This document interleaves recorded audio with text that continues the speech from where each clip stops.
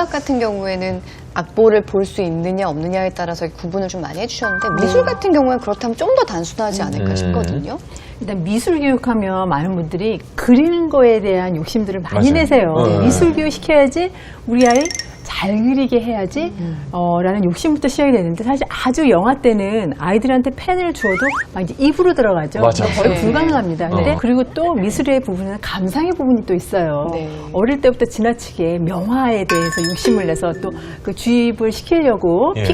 피카소 어릴 만들고 때부터요? 이거 아이들한테 굉장히 스트레스를 줄 수 있어요. 그런 분이 계세요? 저만 그랬나요?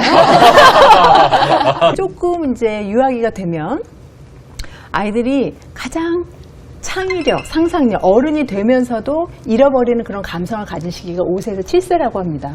그리고 가장 창의력을 키울 수 있는 때가 한 초등학교 3학년 때까지라고 해요.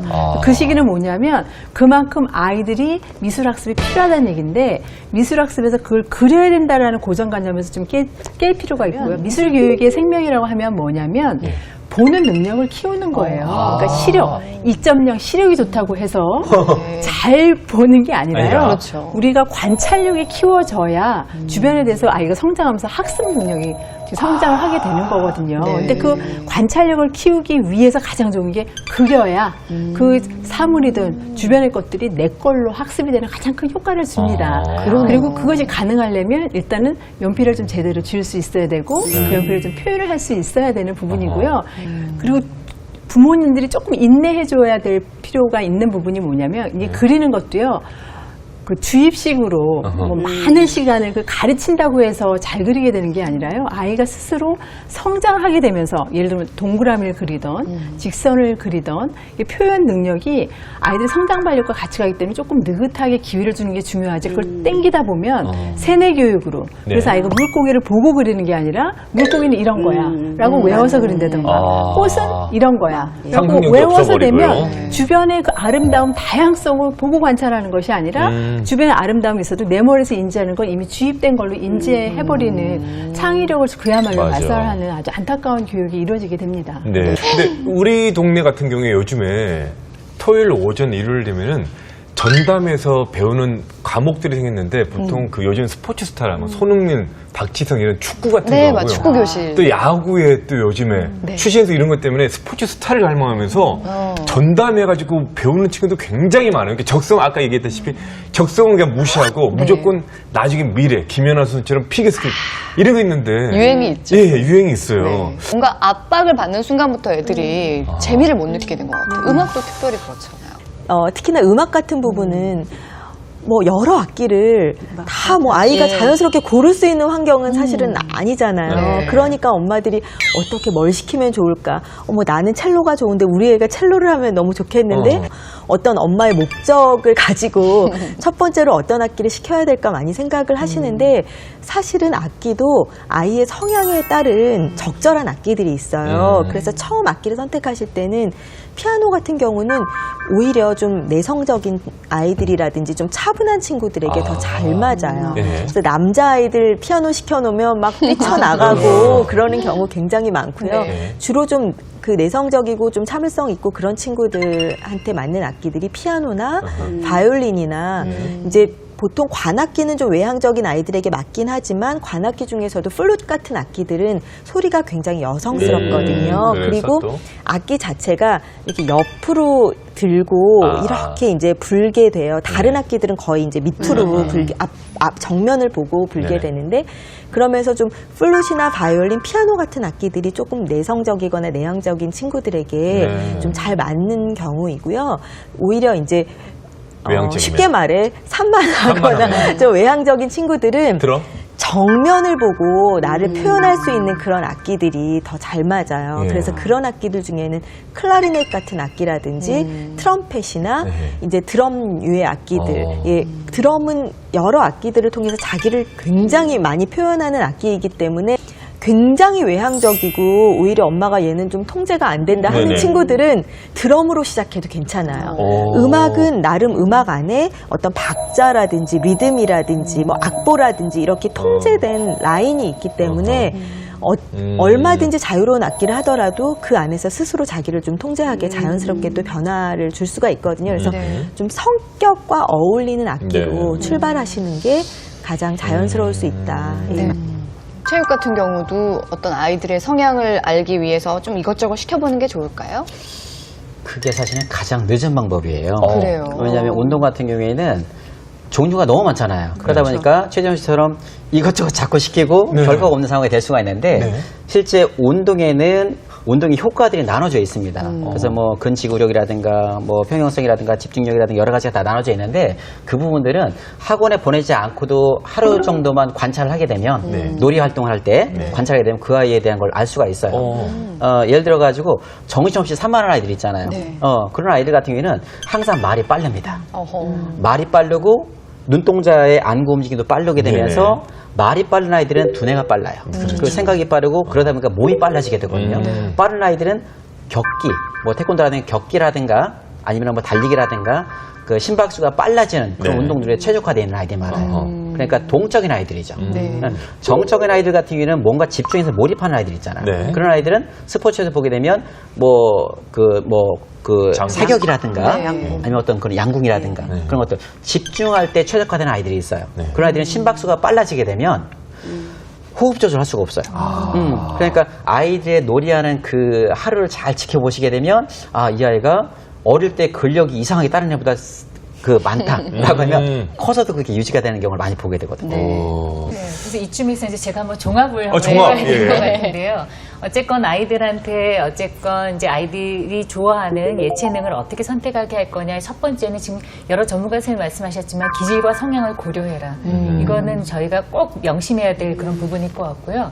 두 번째는 어쨌건 이렇게 기질과 성향이 많으면 아이들이 자율적으로 좀 하게 됩니다. 억지로 울면서 아이들 하지는 않거든요. 그래서 그러니까 좀 자율적으로 아이들이 좀 눈을 빛내면서 찾는 거. 그 다음에 이게 전공으로 갈 거냐 말 거냐를 결정하게 될 때는 저는 개인적으로 저 내담 제가 상담하는 청소년들한테는 전문가를 한번 좀 찾아봐라 이렇게 좀 말씀을 드리거든요. 그러니까 이 부모님의 눈에서는 같이 감지가 안 되고 아이들도 이게 아직 미발달된 부분도 있고 그렇기 때문에요. 그래서 전문가들의 소견을 좀 듣는 것을 좀 권해드립니다. 사실 저도 저희 어머니가 음악을 저를 전공을 시키고 싶으셔가지고 예, 그래서 뭐 피아노도 시키고 뭐 성악도 시키고 막 이랬었어요. 그랬는데 그래서 고등학교 때 그럼 한번 성악을 해볼까 하고 저도 전문가한테 진단을 좀 받았었는데 대학은 가겠으나 대성악에는 어렵다는 진단을 받고 소견이 있는 건데. 그래서 그래서 그냥 그래 하고 아주 웃긴 마음에 안 해 그냥 공부해 이렇게 해서 만약 그렇게 해서 만일에 음악을 했었으면은 아마 이 자리에 제가 여러 선생님들 못 뵀겠죠. 네. 음악 전문가로 나오셨을 네, 때. 남수현 선생님 자리에 제가. 예체능은 사실 교육이라는 것보다는 아이들이 즐기면서 하는 거기 때문에 제가 보기에는 인생의 비타민이랄까? 평생 해도 참 좋을 것 같은데 우리가 앞에 말했지만 어떤 입시 환경이나 이런 것 때문에 그만둬야 하는 시기들이 분명히 오거든요. 보통 이제 아이들 초등학교 들어가면 어머님들이 많이 고민하시죠. 이제 학원 시간이 굉장히 타이트하기 때문에 이 음악을 계속 시켜야 되냐 말아야 되냐. 특히 고학년 올라가면 더 많이 고민을 맞아요. 하세요. 그런데 우리가 대표적으로 오늘 피아노 이야기를 많이 하지만 피아노 언제까지 치다가 그만두면 될까요? 저는 정말 초등학교 때 피아노를 엄마가 꼭 하라고 하셔가지고 네. 했는데 언니는 정말 즐겁게 했거든요. 네. 저는 연습하기가 너무 싫어서 늘 이렇게 손등 맞으면서 네. 했었어요. 그러니까 더 하기 싫어서 네. 5학년 때 제가 보이콧 했거든요. 네. 안 하겠습니다. 뭐 지금은 후회하지만. 그런데 그때 네. 그만두시고 네. 지금 어떠세요? 좀 치실 수 있으세요? 내가 조금은 부르는 노래? 치죠. 근데 자유롭게? 아주 잘하는 못해도 네. 조금 치는 정도? 그 피아노 학원에서 사실은 원장님이 원해서 그런 건 아닌데 네. 보통 이제 어머님들이 우리 애 언제 체르니 30번 들어가요? 언제 체르니 40번 들어가요? 뭐 맞아요. 언제 뭐 100번 맞아요, 쳐요? 맞아요. 이제 뭐 바이엘 이제 3권 시작했는데 언제 체르니 100번 시작하나요?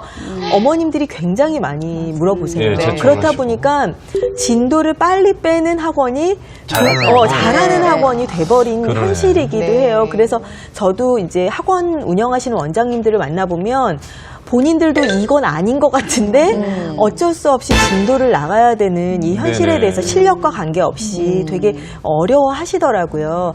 그런 현실을 감안해서 볼 때 만약에 아이들에게 악기를 가르치다가 어느 순간 이제 다른 학업 때문에 좀 중단해야겠다라고 생각하시면 최소한 체르니 40번까지는 네, 그 현실적인 그 진도로서 네. 체르니 40번 정도까지는 치다가 그래도 좀 그만두는 것이 아이가 나중에 성인이 됐을 때 자기가 원하는 곡을 이렇게 치면서라도 노래를 부르고 피스 같은 거 사서 이제 뭐 가요 같은 거라도 좀 부를 수 있게 되거든요. 이제 악기 같은 경우는 피아노 이외의 악기들은 사실은 어머님들이 처음 접근하기 좀 어려우시거든요. 그런데 요즘은 학교 방과 후 학교가 그렇죠. 잘 굉장히 돼 있어요. 다양하게 프로그램이 잘 돼 있어요. 네. 그리고 특히 이런 그 음악 분야는 더더욱 아주 다양한 악기들이 선생님들이 배치되어서 네. 저렴한 가격으로 한 달에 한 3, 4만 원 정도로 아이들이 일주일에 한 번씩 레슨을 받을 수 있게 그렇게 방과 후 학교 프로그램들이 만들어져 있거든요. 네, 그래서 그런 것도 활용하면 예, 좋고요. 그런 프로그램을 활용하고 또 그 학교마다 모든 학교가 있지는 않지만 관현악부가 예, 이렇게 예. 구성이 돼서 초등학교 3학년이나 4학년부터 관현악부 활동을 병행해서 할 수 있게 되어 있는 네. 학교들이 있어서 그것도 잘 활용하면 그럼요. 좋겠네요. 그러면 혼자 하는 악기보다 함께 하니까 네. 예, 훨씬 도움이 많이 되죠. 재미도 느낄 수 있고요. 네. 그러니까 뭐 음악 같은 경우에는 피아노는 체르니 40번까지는 쳤으면 네. 좋겠다 말씀하셨고 미술 같은 경우는 어떻습니까? 그래서 미술 같은 경우에는 뭐 어느 단계에서 얼만큼까지 해야 된다라고 규제가 있는 것 같지는 않아요. 다만 어느 정도 뭐 공부에 좀 더 흥미가 있고 재능이 있다면 미술학습을 그때 꼭 이어가야 될 필요는 없다는 생각이 들고요. 그거에 대해서 좋은 기억이 있다면 나중에 뭐 대학교를 가서든 그때 다시 취미로 할 수도 있는 거고 네. 미술은 추후에도 얼마든지 할 수 있어요. 다만 중요한 거는 난 미술을 좋아했어. 늘 할 준비가 되어 있는 기억을 갖는 게 가장 중요한 것 같아요. 네. 그리고 요즘은 뭐 그 핸드폰이나 사진들도 많이 찍고 하기 때문에 이런 활동이 다 연결이 되어 있거든요. 네. 그래서 하여튼 좋은 기억으로 지금 안 하는 거에 대한 불안이나 두려움이 아니라 언제든 할 수 있는 걸로 열어놓는 게 굉장히 중요할 것 같습니다. 네. 체육 같은 경우는요? 보통 초등학교 다니게 되면 아이들이 이제 언제 끊어야 된다, 뭐 한다 그런 이야기를 많이 하잖아요. 근데 중요한 거는 우리가 운동 없이는 살 수가 없어요. 그렇죠. 그리고 운동을 한다는 거는 그만큼 끈기를 가질 수도 있고 집중력을 가질 수도 있고 기본적인 기반이거든요. 이건 우리의 집처럼. 그래서 언제까지 하자라는 것보다는 항상 평상시에 운동을 하되 거기에 집중하는 시간은 거의 초등학교 한 6학년 그 이전까지만 좀 집중을 하고요. 그 이후부터는 이제 학업에 조금 더 안배를 하면 어떨까 그 생각을 좀 합니다. 아, 그러니까 이렇게 억지로 강요하지 않고 아이가 즐길 수 있게 하기 위해서는 엄마가 같이 하면 좀 더 효과가 배가가 되지 않을까 하는 생각을 해보거든요. 그래서 저희가 특별한 화면을 준비했습니다. 엄마표 미술교육 노하우입니다. 함께 보시죠.